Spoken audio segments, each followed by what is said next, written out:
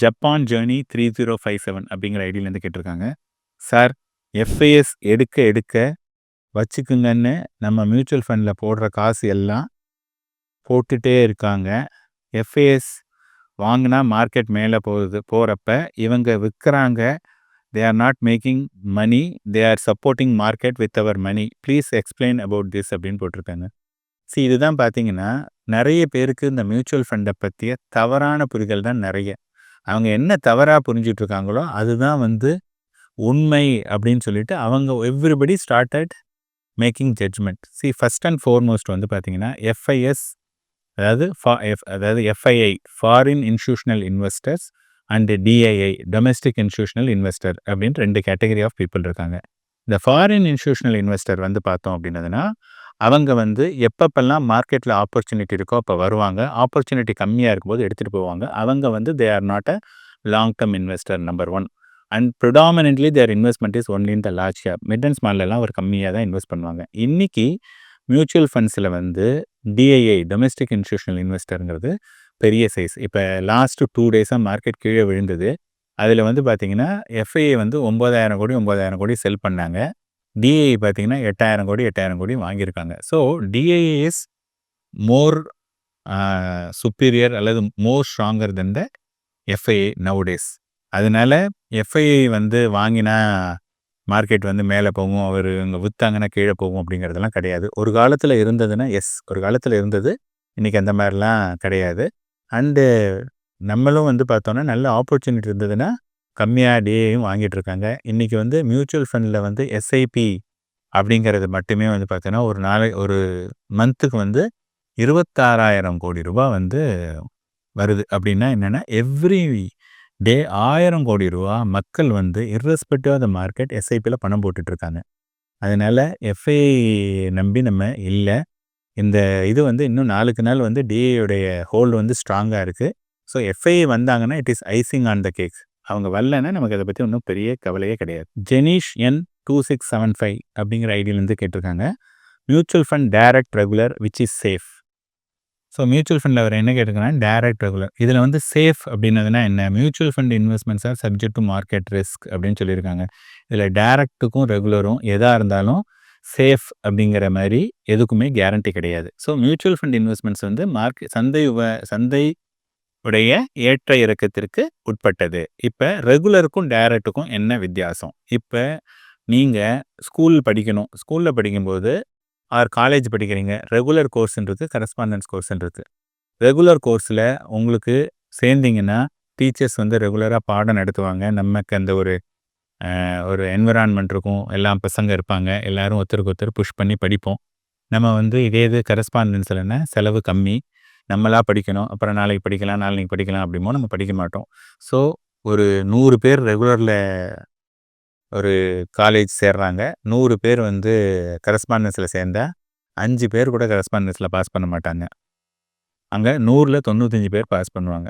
So இங்கே ரெகுலருக்கும் டைரக்டும் வந்து பார்த்திங்கன்னா இந்த மாதிரி தான். ஹேண்ட் ஹோல்டிங்கிறது ரெகுலரில் கிடைக்கும். இது வந்து ஃபஸ்ட் அண்ட் ஃபோர்மோஸ்ட். ரெண்டாவது, இந்த ரெகுலருக்கும் டைரக்ட்டுக்கும் உள்ள டிஃப்ரென்ஸ் வந்து ரஃப்லி 1%. நிறைய பேர் என்ன நினச்சிட்டு இருக்காங்கன்னா 1% நம்ம எதுக்கு இவரை மாதிரி ஒரு மிடில் மேனுக்கு தரணும் அப்படிங்கிறத சொல்லிட்டு இருக்காங்க. ஏன் தரணும் அப்படின்னதுன்னா, ஃபஸ்ட் அண்ட் ஃபோர்மோஸ்ட் நீங்கள் வந்து டைரெக்டாக நீங்களாக இது பண்ணுதுன்னா உங்களுக்கு எந்த ஃபண்டை சூஸ் பண்ணுறதுன்னு தெரியாது. நீங்கள் இப்போ என்ன பண்ணுவீங்க, சேஃப் அப்படின்னு சொல்லிட்டு ஒரு லார்ஜ் கேப் ஃபண்டு தான் நீங்கள் சூஸ் பண்ணுவீங்க. ஆனால் நீங்கள் வந்து ஒரு 3 இயர்ஸ் 5 இயர்ஸில் நீங்கள் ஒரு ஸ்மால் கேப் ஃபண்டை சூஸ் பண்ணியிருந்தீங்கன்னா best large cap fund is equal to worst small cap fund performance. So first of all இந்த கேட்டகரியிலேயே வந்து you make a big difference. அதோடு இல்லாமல் இப்போ பார்த்தீங்கன்னா, முன்னாடி ஒரு கொஸ்டின் கேட்டிருந்தாரு, டிசம்பர் மாதம் போட்டிருக்கேன், இப்போ மார்க்கெட் கீழே வந்தது நிறுத்தலாமா? இப்போ உங்களுக்கு கைடன்ஸ் இல்லைன்னா நீங்கள் பணத்தை போட்டுட்டு மார்க்கெட் கீழே வந்ததுன்னா வரமாட்டீங்க, அப்புறம் நீங்கள் வந்து ஜேர்னியே வந்து கண்டினியூ பண்ண மாட்டீங்க. அதனால் நான் வந்து ஒரு மியூச்சுவல் ஃபண்ட் டிஸ்ட்ரிபியூட்டராக இருக்கிறதுனால நான் சொல்லலை, always regular is better because investment require hand holding. அதுக்கு கண்டிப்பாக ரெகுலர் தான் பெஸ்ட். நெக்ஸ்ட் கொஷின் ஷான் பயனி ராம் அப்படிங்கிற ஐடியிலேருந்து கேட்டிருக்காங்க. What are the best mutual funds to start from now அப்படின்னு கேட்டிருக்காங்க. There is nothing call the best mutual fund அப்படிங்கிறது கிடையாது. இப்போ எது சார் பெஸ்ட்டு ஸ்கூல், எது பெஸ்ட்டு ஹோட்டல், எது பெஸ்ட்டு காலேஜ் அப்படின்னதுன்னா different people will have a different view. அதனால நீங்க பெஸ்ட்டு ஃபண்டு அப்படிங்கிறத விட, நீங்க முதல்ல ஒரு மியூச்சுவல் ஃபண்ட்ல இன்வெஸ்ட் பண்ணணும்னா, எவ்வளவு காலம் நீங்க இணைஞ்சிருப்பீங்க?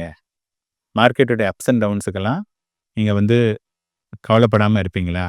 நான் வந்து இருப்பேன் சார். எனக்கு வந்து ஒரு 10 இயர்ஸ் நான் வெயிட் பண்ணுவேன். 15 இயர்ஸ் வெயிட் பண்ணுவேன். அப்படின்னு பார்த்தீங்கன்னா, நீங்க சூஸ் பண்ணக்கூடிய category small cap, mid cap, multi cap. அதே சமயத்தில சார் எனக்கு வந்து இப்ப தான் மார்க்கெட்டுக்கு வரேன். எனக்கு அந்த வாலட்டிலிட்டிலாம் ரொம்ப இருந்ததுன்னா என்னால தூக்கம் வராது. எனக்கு ரிட்டர்ன பத்தி பிரச்சனை கிடையாது. ரிட்டர்ன் கம்மியா இருந்தாலும் பரவால்ல. வாலட்டிலிட்டி கம்மியா வரணும் அப்படின்னா, நீங்க வந்து ஒரு லார்ஜ் கேப்போ, ஒரு ஹைபிரிட் ஃபண்ட்ஸோ நீங்க சூஸ் பண்ணலாம். அதனால இதுதான் பெஸ்ட் ஃபண்ட் அப்படிங்கிறது சொல்ல முடியாது. Because I don't know about your risk appetite. அடுத்த கொஸ்டின் செல்வகுமார் 2033 அப்படிங்கிற ஐடியிலேருந்து கேட்டிருக்காரு.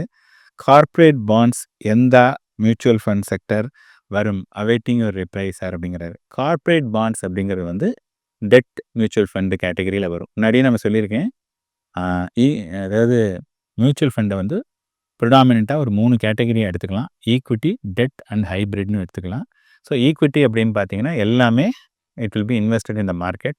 டெட் அப்படிங்கிறதுல வந்து கொஞ்சம் அதாவது ஒரு 65% வரையும் ஈக்விட்டியில இருக்கும். த ரிமைனிங் 35 டெட்ல இருக்கும். சில பேர் வந்து என்ன பண்ணுவாங்கன்னா, கொஞ்சம் கோல்டுலயும் இன்வெஸ்ட் பண்ணுவாங்க. அப்புறம் செப்பரேட் கேட்டகரி டெட் அப்படிங்கிறது வந்து துளி கூட 1% கூட மார்க்கெட்லேயே இன்வெஸ்ட் பண்ண மாட்டாங்க. எல்லாமே வந்து கார்ப்பரேட் பாண்ட்ஸு அல்லது கவர்மெண்ட் செக்யூரிட்டீஸ் இந்த மாதிரியான அதாவது ஒரு கேரண்டீடு இருக்கக்கூடிய மணியில தான் வந்து இன்வெஸ்ட் பண்ணுவாங்க. அதில வந்து ரிட்டர்ன் வந்து பார்த்தோன்னா, ஒரு 7-9% டிபெண்டிங் ஆன் த பீரியட் வந்து நமக்கு கிடைக்கும். ஸோ கார்ப்பரேட் பாண்ட் வந்து comes under debt category. Next question Bala -ZW 1LK அப்படிங்கிற ஐடியிலேருந்து கேட்டிருக்காங்க. 30% tax will eat out all our returns. It is difficult to find a product to invest which beats inflation அப்படின்னு சொல்லியிருக்காரு. First and foremost வந்து நீங்க mutual ஃபண்ட்ஸில் invest பண்ணீங்கன்னா உங்களுக்கு 30% டேக்ஸே கிடையாது. புரிஞ்சுங்க. இன்னைக்கு இருக்கக்கூடிய ஹையஸ்ட் டேக்ஸ் வந்து 12.5% வந்து லாங் டேர்ம் கேபிட்டல் கெயின். அதுலேயுமே வந்து ஒரு 1.25 லட்ச ரூபா உங்களுக்கு வந்து எவ்ரி இயர் வந்து எக்ஸம்ஷன் இருக்குது. ஸோ இங்கே 30%ங்கிறதே தவறான அணுகுமுறை நம்பர் 1. 2வது வந்து இப்போ இது வந்து என்னென்னா this is for a capital gain not for all your investment. நீங்கள் ஒரு 10 லட்ச ரூபா இன்வெஸ்ட் பண்ணியிருக்கீங்க ஃபார் எக்ஸாம்பிள். அது வந்து ஒரு 15% ரிட்டர்ன் கொடுக்கறதா வச்சுக்கலாம். அப்போ 15% ரிட்டர்ன் கொடுக்குது அப்படின்னா என்ன அது உங்களுக்கு 10 லட்ச ரூபாய்க்கு 15%னா 1.5 லட்ச ரூபா கெயின். அந்த 1.5 லட்ச ரூபாயில் 1.25 லட்ச ரூபாய்க்கு உங்களுக்கு டேக்ஸ் கிடையாது. மீதி இருக்கக்கூடிய 25,000 ரூபாய்க்கு நீங்கள் வெறும் 12.5% தான் டேக்ஸ் பண்ண போகிறீங்க. அது வந்து ரஃப்லி ஒரு 3,000 ருபீஸ் கூட கிடையாது. ஸோ நீங்கள் வந்து 3,000 ரூபா தான் டேக்ஸ் பண்ணுறீங்க. வெரஸ் நீங்கள் கெயின் பண்ணது வந்து ரொம்ப ரொம்ப நீங்கள் கெயின் பண்ணது வந்து ஜாஸ்தி. ஆனால் நீங்கள் 3,000 தான் பே பண்ணுறீங்க. இங்கே வேரியஸ் 30% இது வந்து இன்ஃப்ளேஷனே பீட் பண்ணலை அப்படிங்கிறதெல்லாம் வந்து உங்களுடைய அறியாமையை குறிக்குது. ப்ளீஸ் நல்லா புரிஞ்சுக்கிட்டு கொஸ்டின் கேளுங்க. அல்லது அதை பற்றி தெளிவாக யார்ட்டையாவது கேட்டு தெரிஞ்சுங்க. இப்போ நீங்கள் பார்த்துட்டு இருக்கக்கூடிய இந்த video by and sell recommendation video கிடையாது. ஒரு எஜுகேஷனல் பர்பஸஸ்க்கான வீடியோ. மேலும் ஈடி தமிழ் சேனல்ல வரப்போகும் பிசினஸ் மற்றும் அது ரிலேட்டடான வீடியோவை பார்க்க உடனே கீழே இருக்க சப்ஸ்கிரைப் பட்டனை கிளிக் பண்ணுங்க.